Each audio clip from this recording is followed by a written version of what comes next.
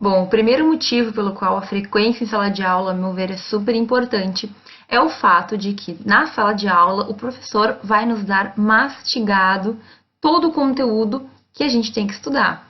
Então vejam, uma aula de 4 horas, por exemplo, uma aula que o professor fica a noite inteira ou a manhã inteira falando, é uma aula que ele teve que estudar muito tempo, muito mais do que as 4 horas, certo? Então, uma hora de aula com o professor na verdade, vai ser igual a muitas horas de leitura de doutrina, de lei e de outro tipo de fonte de pesquisa, de fonte de conteúdo, certo? Então, quando a gente vai na sala de aula, quando a gente está em aula e a gente consegue aproveitar aquilo que o professor está nos passando, nós estamos economizando tempo.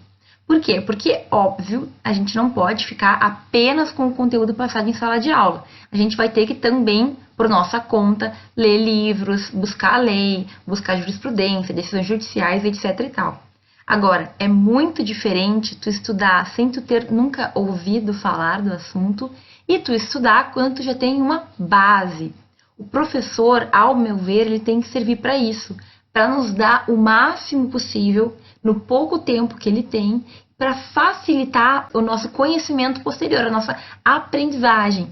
Porque com base naquilo que eu tenho, fica extremamente mais fácil de estudar em casa depois.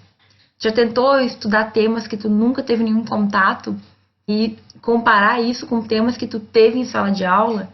Assim, a diferença é gigantesca. Sabe aquele trabalho que o professor dá sobre um assunto que ele nunca falou?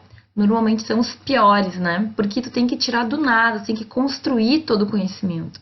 E surgem muitas dúvidas.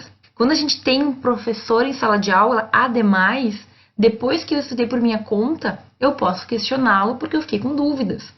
Então, a ideia de ter um professor, alguém que tem um contato próximo com a gente, nos facilitando essa matéria, é algo que a gente tem que levar em conta quando a gente estiver com falta de vontade, com aquela preguicinha ou com aquela ideia de que o professor não serve para nada. Serve muito.